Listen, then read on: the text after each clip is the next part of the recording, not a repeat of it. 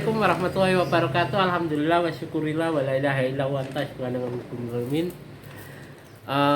Terima kasih. Sekarang kita akan bahas masalah spiritual di siang hari ini di menarah.com dengan pimpinan redaksinya Bapak Usnu Mufid.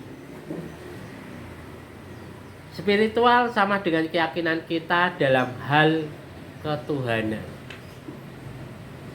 Dalam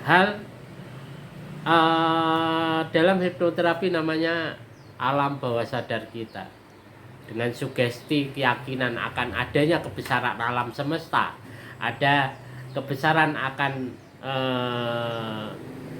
kekuasaan Tuhan. Di sini spiritual akan berbicara tentang hukum spiritual, yang mana orang berpikiran bahwasanya orang spiritual itu orang yang mempunyai banyak-banyak kelebihan tentang sesuatu yang gaib ataupun supranatural. Saya tidak bersependapat, karena spiritual adalah keyakinan kita. Spot atau spirit buat diri kita sendiri melalui dalam hati, melalui dalam keyakinan. Kalau spot secara fisik, jelas kita disebut dengan ikhtiar, apa yang kita lakukan atau apa yang kita jalankan. Sedangkan spiritual adalah dimana kita meminta pertolongan atau permohonan kepada Tuhan sesuai dengan keyakinan kita masing-masing. Dengan kekuatan Tuhan, dengan keyakinan kita akan semesta, akan kekuasaan Tuhan tersebut, kita meminta bantuan dengan cara-cara yang telah ditetapkan dan telah ditentukan oleh agama kita masing-masing. Itu yang namanya spiritual. Banyak orang berpikiran orang spiritual orang yang punya kelebihan, tapi tidak. Buat saya, spiritual adalah keyakinan kamu akan kebesaran Tuhan.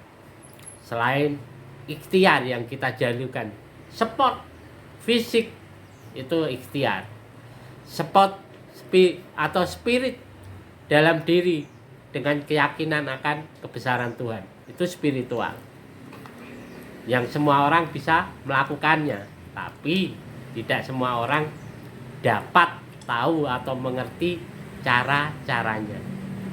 Lebih spesifiknya, ada tata cara yang harus dilakukan, sebagaimana puasa yang kita lakukan dengan puasa Ramadan. Kalau hanya menahan lapar dan haus saja, itu namanya spot diri atau fisik.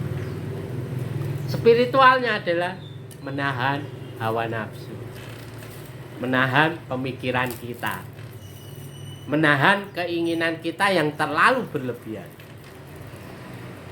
untuk melakukan kesabaran atau untuk melakukan memperbesar syukur kita. Yaitu tadi, mungkin memperbesar syukur kita dengan ngerem keinginan, karena keinginan itu timbulnya dari nafsu. Jika keinginan itu terus berlangsung, Anda melakukan keinginan ini, itu dan sebagainya, nafsu itu akan terus berjalan. Anda tidak akan bisa pernah cukup, karena Anda tidak bisa merasakan rasa syukur. Tapi kalau Anda bisa menikmati apa yang diberikan Tuhan, setelah ikhtiar itu Anda lakukan, doa itu Anda lakukan, di situ timbul keajaiban dari Tuhan, dan di situ Anda akan bisa menikmati yang namanya syukur. Dengan cara apa? Bersabar dalam melakukan segala hal. Itu saja mungkin yang saya dapat lakukan. Untuk lebih lanjutnya mungkin ada konsultasi dan sebagainya, pertanyaan tentang spiritual atau tentang masalah hidup dan sebagainya. Insya Allah saya siap untuk menerima kritik, saran, masukan, ataupun jenengan mau mengonsultasikan segala bentuk masalah hidup. Kita akan sama-sama sharing, sama-sama belajar. Insya Allah selama saya bisa menjawab, saya pasti akan menjawab. Kalaupun selama di situ ada yang lebih ahlinya atau mau berdebat dengan saya tidak akan memberikan terima untuk perdebatan itu. Kemungkinan jenengan punya sisi pandang lain, bisa kita konsultasikan, bisa kita sharing bersama dimanapun.